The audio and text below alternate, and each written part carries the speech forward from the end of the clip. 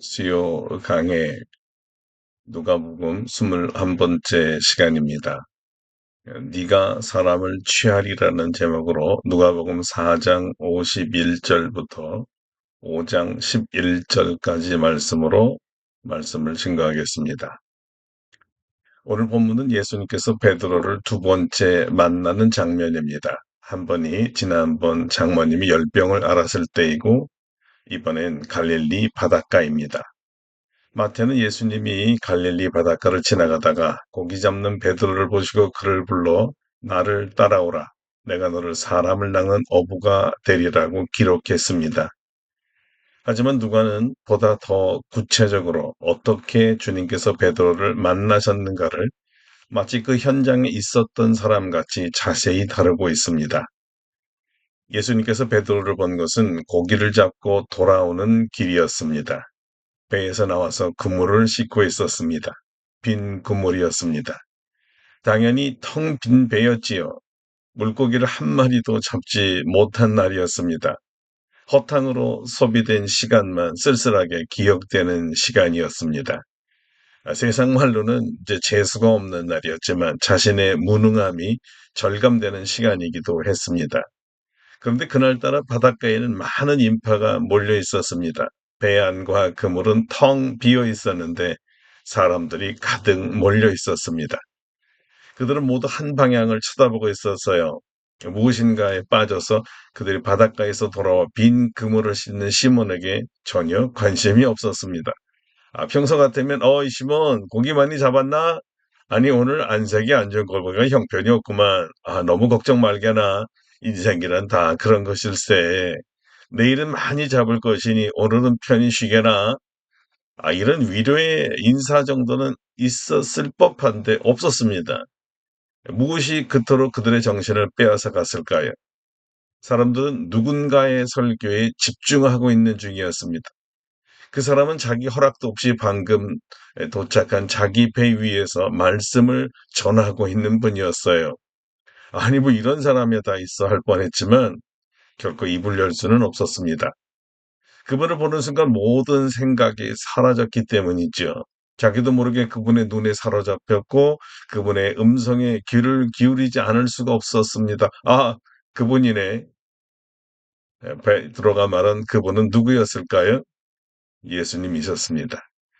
예수님은 이런 말씀을 하고 계셨습니다. 회개하라, 천국이 가까이 왔느니라. 그런데 이 말씀은 어려서부터 수없이 들어온 말씀이었어요. 그런데 이분의 말씀은 전혀 달랐습니다. 마음이 찔렸어요. 어떻게 이토록 시몬 베드로는 주님의 말씀에 사로잡혔을까요? 누가는 그의 복음서 4장에서 우리에게 힌트를 주고 있습니다. 시몬 베드로는 이날 이전에 이미 예수님을 만난 적이 있었다는 겁니다. 그의 장모님이 중한 열병을 앓고 있었어요. 근데 예수라는 분이 친히 방문해 주셨고 가까이 가셔서 열병을 꾸짖으셨더니 장모님의 병이 즉시로 나았습니다. 시몬 베드로는 이미 예수 그리스도의 말씀의 능력과 권위를 맛보았습니다. 열병이 예수님의 말씀에 순종하여 떠나간 것을 자기 두 눈으로 똑똑히 보았으니까요. 그리고 나서 예수님이 동네 여러 사람들에게 붙어있는 귀신들을 꾸짖고 내쫓았다는 사실도 잘 알고 있었습니다. 모두가 그분을 하나님의 아들이라고 불렀습니다. 그런데요, 이 베드로는 그때까지만 해도 마음을 다 열 수가 없었어요. 눈앞에 분명히 신기한 기적을 보았지만 아직 그의 사건은 아니었습니다. 나중에 한 거지만 사람들이 자기 배 위에 몰려 있었던 그 이유가 바로 이 하나님의 아들이라 불리는 예수라는 분이 마음을 사로잡는 설교를 하고 있었기 때문이었습니다. 시몬 자신도 도저히 그 말씀을 외면할 수가 없었습니다. 마치 자기를 다 알고 자기 속을 뻔히 이렇게 꿰뚫어보고 말씀하시는 것 같아서 나 그런 적 없습니다. 이런 변명할 여지가 없었습니다. 꼼짝없이 말씀에 붙들린 것입니다. 자꾸 마음속에서 회개해야지. 시몬 회개해야 돼.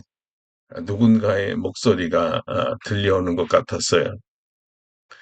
며칠 전 42년 만에 캐나다로 이민 간 대학 동창과 통화를 할 수 있었습니다. 캐나다 알버타주에 있는 한인교회 집사가 되었다고 하네요. 대학 4학년 때 예수 그리스도를 전해 주었고, 복음을 듣고 그날 예수님을 자신의 구주로 영접했습니다. 당시 제가 영락교회를 다녔기에 영락교회로 예배를 초대했는데 놀랍게도 그 친구가 참석했습니다. 그날을 기억하면서 제 친구가 이런 간증을 들려주었습니다. 박조준 목사님의 설교를 듣는데 갑자기 가슴이 이렇게 뜨거워지면서 자신이 죄인이라는 것이 깨달아지고 그동안 지은 모든 죄를 회개하는데 예배가 마치도록 울었다는 거예요. 바로 베드로와 동일한 회개를 체험한 것이죠. 예수님을 만나고 예수님의 말씀을 들으면 일어나는 현상입니다. 죄인임이 깨달아지고 죄를 회개하는 현상 말입니다. 시몬 베드로가 예수님과 눈이 마주칠 바로 그때였습니다. 하나님의 아들이라 불리는 예수께서 자기를 보면서 자기에게 말씀을 하시는 것 아닙니까? 시몬아, 깊은 데로 가서 그물을 던져라. 심장이 막 멈추는 것 같았습니다. 쿵 하고 큰 소리가 나면서 완전히 굴복하지 않으면 안 되는 아주 심약한 사람이 되었습니다. 순정 이외에 어떤 생각도 들지 않았습니다. 딴 생각을 하기엔 그의 말씀은 너무 위험이 있었습니다. 그런데 왜 예수님은 베드로에게 깊은 곳에 그물을 내리라 했을까요? 갈릴리 어부들에게는 주로 밤에 물고기를 잡아야 한다고 알고 있거든요. 그래서 밤새도록 그물을 던졌던 것이고요. 그런데 정말 이상한 날이었습니다. 이런 경우는 드물었습니다. 한 마리도 못 잡았으니까요. 마치 물고기들이 다 알고 꽁꽁 숨어 있는 듯 했습니다. 깊은 데로 가서 그물을 던져라? 아, 아무리 생각해도 안 돼요. 이건 말이 안 되는 것입니다. 거긴 고기가 없다고요. 보통 어부들은 깊은 곳에는 고기가 없다고 생각했습니다. 더욱이 지금 이 아침에 깊은 곳에는 수온이 내려가서 자기들 생각에는 물고기가 있을 수 없는 시간이었고 장소였던 것이었어요. 근데 주님은 보통 어부들이 가진 상식을 무시하고 있습니다. 그럼에도 불구하고 깊은 데로 그물을 던지라는 이 확신을 가졌던 이유가 무엇이었을까요? 사실 이 명령은 예수님에겐 위험한 발상일 수가 있습니다. 만약 이 말대로 했는데 이 베드로가 한 마리라도 못 잡는다면 어쩌면 자신의 신적 능력이 무참히 무시될 수도 있지 않겠습니까?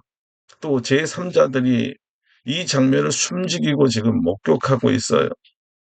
베드로의 순종은 무리들이 멀리서 이 광경을 바라보고 있는 가운데 이루어진 순종이었죠. 그러니까 이것은 일종의 공개적 신앙 고백이기도 했고, 공개적으로 예수님의 이름을 걸고 하나님으로서의 능력을 보여주는 장면이었습니다. 유대인들이 사용하는 이 깊은 데라는 이 말은요, 바다의 깊이가 아주 깊다는 말도 되지만, 하나님의 신비의 깊이, 즉, 시몬함을 말하기도 했습니다. 하나님의 생각의 깊이는 사람의 능력으로는 그 생각의 깊이를 가늠할 수 없는 깊이라는 말입니다. 한길 사람 속도 모르는 것이 인간인데 어찌 하나님의 생각을 가늠할 수가 있겠습니까? 하나님의 깊은 생각을 깨닫는 유일한 방법은요, 자기 생각을 포기하고 주님의 생각에 순종함으로써입니다. 알고는 순종할 수 없습니다. 안 다음에 순종한다고 말한다면 그것은 영원히 순종할 수가 없기 때문이죠. 인간이 하나님의 생각을 아는 것이 불가능하기 때문입니다. 하나님의 생각은 순종할 때 계시를 통해 보여줄 뿐이에요. 그러므로 안 후에 순종하겠다는 말은 아주 교묘하게 불순종하겠다는 의지를 보여준 일종의 속임수였죠. 교만의 가면이었던 거예요. 종종 이 깊은 데가 의미하는 성서적 언어의 의미는 비유적으로 항상 하나님으로부터 분리되어 있는 것을 의미합니다. 따라서 깊은 데란 죄의식과 죄로 괴로워하는 사람의 내적 필요와 절박한 환경에서의 외적 필요를 뜻합니다. 죄인은 하나님으로부터 멀리 떨어져 있기에 하나님을 생각할 수 없습니다. 그래서 이 말은 조건적으로 해석해서 시몬아, 너는 나를 필요로 하는 사람이다. 나 없이는 아무것도 할 수 없는 사람이야. 네가 나를 이해하고 순종하고 싶으면 나에게 가까이 와야 한다. 지금 너는 나와 너무 멀리 떨어져 있구나. 멀리 떨어져 있기에 나와 상관이 없는 것이야. 깊은 데는 주님을 만날 수 있는 미팅 플레이스, 만남의 장소였던 것입니다. 또 한 가지 이 말은 앞으로 베드로야 하나님과 분리되어 멀리 떨어져 있는 죄인들이 모여 있는 세상으로 가라는 무언의 명령이었고 미래 사역에 대한 예고이기도 했습니다. 깊은 곳은 내가 가기 싫은 곳입니다. 아무도 그곳에는 별 소득과 이익이 없다고 생각하고 헛수고하는 곳이며 한쪽 구석에 쓸모없는 곳입니다. 내가 만나고 싶지 않는 사람들이 모여 있는 곳이고요. 내가 가서 전하기 싫은 사람들이 모여 있는 곳이죠. 놀랍게도 이 똑같은 단어가 요나에게도 사용되었다는 것을 아십니까? 물이 나를 영혼까지 둘러싸우며 기품이 나를 에워싸고 바다풀이 내 머리를 감쌌나이다. 이 고백은 요나가 고래 뱃속에서 드린 회개의 기도문의 하나입니다. 그때야 비로소 하나님의 깊이를 이해했었지요. 자기는 아수르의 니누에 가기 싫었습니다. 이방인이요 압제자들이었거든요. 그들에게 구원의 복음을 전하는 건 죽기보다 싫었습니다. 민족 자존심이 심하게 뒤틀렸습니다. 원수에게 생명의 복음을 전해주고 하나님의 진노를 피하도록 한다는 것은 어쩌면 민족의 매국노라는 느낌이 들었을 거예요. 갈 수 없었습니다. 그래서 피했습니다. 그런데 주님은 요나에게 깊은 데로 가라고 말씀하셨던 거예요. 자신이 바다의 깊은 곳에 들어갔을 때야 비로소 인류를 향한 하나님의 사랑의 깊이를 깨달았고 자신의 오만함과 이기심과 사랑 없음을 요나가 회개했던 것입니다. 주님은 우리에게도 깊은 데로 가라고 합니다. 내키지 않는 사람들에게 가라는 거예요. 가서 전할 때야 비로소 하나님 사랑의 깊이를 깨닫고 체험할 수 있기 때문입니다. 깊은 데는 복음을 전하기가 가장 싫은 곳, 가장 꺼리는 곳, 가장 주저하는 곳, 가장 침묵하고 싶은 곳입니다. 깊은 데는 가난한 세계 어느 나라의 오지일 수도 있지만 꼭 그것만 말하는 것은 아닙니다. 깊은 데는 사실 거리적으로는 가장 가까운데 마음에서 가장 먼 곳을 의미하기도 합니다. 그 깊은 곳이 어딜까요? 자신의 가정입니다. 가족들이 모인 가정이야말로 예수 그리스도를 전하기가 가장 어려운 곳 중에 하나예요. 자녀들에게 주 예수 그리스도를 말하는 게 이렇게 어려운 줄 몰랐습니다. 차라리 남에게는 거침없이 주 예수 믿으세요. 예수 전당 불신 지옥 외칠 수 있지요. 그런데 가장 먼저, 가장 쉽게, 가장 간절하게 전해야 할 가족들에게는 어쩌면 이렇게 입이 탁 달라붙습니까? 사랑하는 남편에게 복음 전하는 거 두렵습니다. 사랑하는 아들, 딸에게 예수 전하는 거 보통 어려운 것이 아니에요. 사랑하는 시부모에게 교회 한번 가보시지요. 말 한마디 하는 게 얼마나 어렵습니까? 말로 다 못해요. 왜 그럴까요, 여러분? 가족이기 때문입니다. 서로가 너무 잘 알기 때문이에요. 말보다 행동이 눈에 더 익숙하기 때문이죠. 변화에 너무 예민하기 때문입니다. 서로 상처받을 것이 두렵기 때문이에요. 신이 없습니다. 그러다가 자신마저 박해를 받고 신앙의 방해를 받을까 오히려 두려웠던 부분이기에 덮어두는 것이 서로가 편하다고 생각한 거죠. 그리고 언젠가 뭐 주님이 역사하시겠지 피일차일 밀어놓았습니다. 가정은 정말 깊은 곳입니다. 주님과 가장 멀리 떨어져 있는 사람입니다. 가장 주님이 필요한 사람들이고요. 지금 이들이 소리치고 있습니다. 주님이 그 소리를 들으시고 우리들에게 가라, 깊은 데로 가서 그물을 던지라 말씀하고 계십니다. 누구보다도 먼저 깊은 곳으로 가야 합니다. 가족들에게 생명의 그물을 던져야 합니다. 그러나 불행하게도 많은 사람들은 이 말씀에 순종하고 있지 못하고 있습니다. 들으시면 몰라도요. 그곳은 아시다시피 깊은 곳이잖아요. 밤새도록 허탕친 곳이라고요. 그곳에 가는 것은 시간 낭비라고요. 차라리 다른 사람들에게 가서 전하면 얼마든지 예수님을 영접하시겠지만 그들은 절대 안 됩니다. 내가 얼마나 여러 번 그물을 던졌는데요. 이제 더 이상은 아닙니다. 그들을 깊은데 안 간다고요. 왜 그런 줄 아세요? 한 번도 거기선 물고기를 잡지를 못했거든요. 혹시 순종했다 허탕치고 빈 그물이 되면 정말 하나님 책임지실래요? 저기 저 구경꾼들이 보는 앞에서 둘 다 망신 당해야 되겠어요? 주님 그만두세요. 그런 엉뚱하고 당혹스러운 명령 하지 마세요. 이것이 보통 우리의 생각 아니겠습니까? 근데 정말 그럴까요? 우리가 정말 하나님보다 더 깊은 곳에 대해서 잘 알까요? 시몬이 왜 베드로라고 이름이 지어졌을까? 다음 대목에서 이해가 갑니다. 그는 단순하지만요, 그렇게 어리석은 사람 같지는 않습니다. 하나님의 권위 있는 말씀에 마치 하나님께서 내가 물고기들을 깊은 데에 다 모아놓았다. 이런 확신을 보면서 시몬은 이런 위대한 고백을 했다는 것입니다. 선생님, 우리들이 밤이 맞도록 수고하였어요. 근데 잡은 것이 하나도 없지만요. 주님의 권위 있는 말씀 때문에 그물을 내릴게요. 우린 하나님의 생각의 깊이는 순종을 통해서만 배운다고 이미 선포했습니다. 그렇습니다. 순종이 정말 제사보다 낫습니다. 우리가 믿음이 있는 사람인가 아닌가는 하나님 말씀에 순종함으로 나타납니다. 입으로 증명되는 게 아닙니다. 지식을 알아보는 시험지의 정답으로 보이지 않습니다. 오직 순종입니다. 순종하면 하나님의 깊이를 깨닫습니다.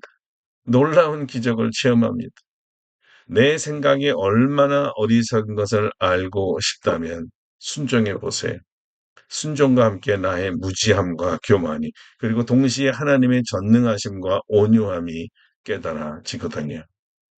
그렇게 무지하고 오만한 우리를 끝까지 인내하고 참으시고 용서하시고 깨우쳐서 순종케 하시는지 그래서 고개를 떨굴 수밖에 없습니다. 무릎 꿇을 수밖에 없어요.